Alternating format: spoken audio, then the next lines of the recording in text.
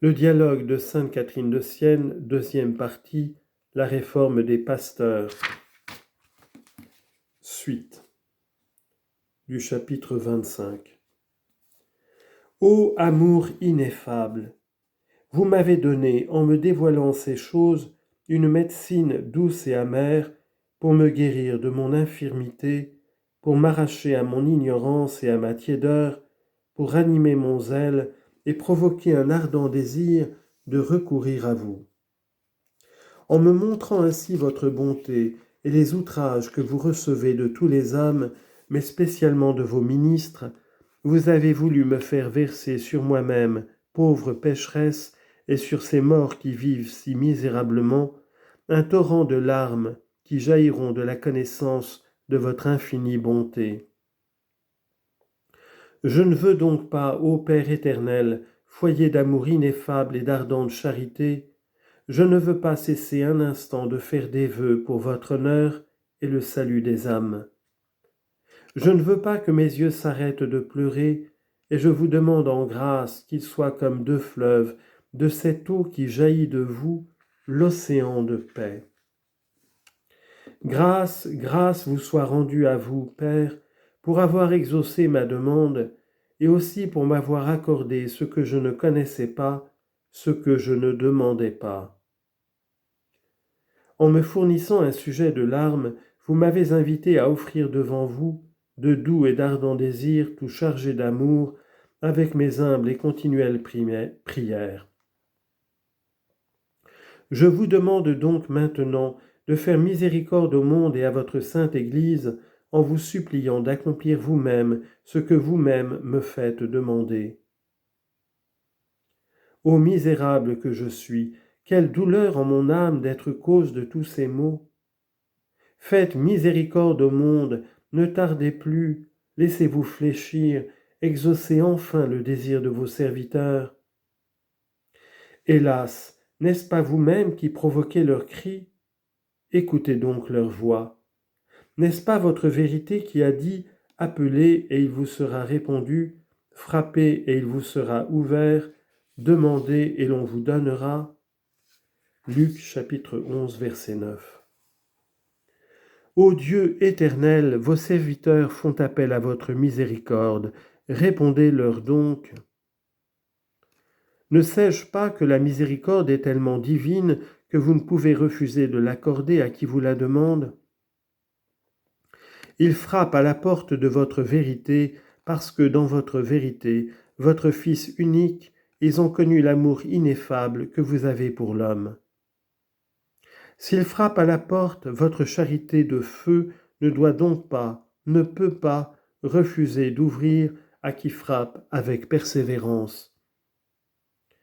Ouvrez donc, élargissez, brisez les cœurs endurcis de vos créatures, non à cause d'elles qui ne frappent pas, mais à cause de votre infinie bonté, mais à cause de l'amour de vos serviteurs qui frappent, en vous implorant pour eux.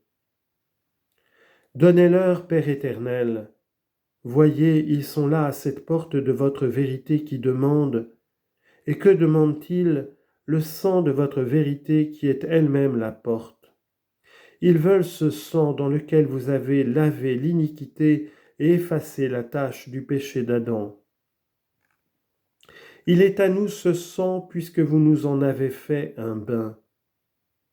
Vous ne pouvez pas, vous ne voulez pas le refuser à qui vous le demande. Donnez donc le fruit de ce sang à vos créatures, placez dans la balance le prix du sang de votre Fils, et que les démons de l'enfer ne puissent emporter vos brebis. Ô, n'est-ce pas vous, le bon pasteur, qui nous avez donné le vrai pasteur, votre Fils unique, qui, sur votre commandement, a donné sa vie pour ses brebis et les a lavées dans son sang? C'est ce sang que vous demandent vos serviteurs avec un grand désir en frappant à cette porte. C'est par ce sang qu'il vous supplie de faire miséricorde au monde et de faire refleurir à nouveau la Sainte Église en lui envoyant ces fleurs embaumées que sont les bons et saints pasteurs, pour que la bonne odeur qu'ils répandent dissipe l'infection des fleurs mauvaises et fétides. Père éternel, vous avez dit vous-même que pour l'amour que vous portez à vos créatures raisonnables, vous aurez égard aux prières de vos serviteurs, à leurs travaux, aux souffrances qu'ils endurent, sans avoir péché, pour faire miséricorde au monde et réformer votre Église. C'est la consolation qu'attendent vos serviteurs. Ne tardez donc plus à jeter sur nous le regard de votre miséricorde. Répondez-nous, ô vous qui voulez nous répondre avant même que nous vous invoquions. Répondez-nous avec la voix de votre miséricorde. Ouvrez la porte de votre ineffable charité, cette charité que vous nous avez déjà donnée par votre Verbe. En vérité, je sais que déjà vous ouvrez avant même que nous frappions. Ouvrez donc. C'est avec l'affection, c'est avec l'amour que vous-même avez donné à vos serviteurs qu'ils heurtent à cette porte et qu'ils vous appellent tout remplis d'ardeur pour votre honneur et le salut des âmes. Donnez-leur le pain de vie, le fruit du sang de votre Fils unique, qu'ils vous demandent pour la gloire et l'honneur de votre nom et pour le salut des âmes. Ne reviendra-t-il pas à votre nom plus de gloire et de louange à sauver tant de créatures qu'à les laisser s'obstiner dans leur endurcissement? À vous, Père éternel, tout est possible. Bien que vous nous ayez créés sans nous, vous ne voulez pas nous sauver sans nous.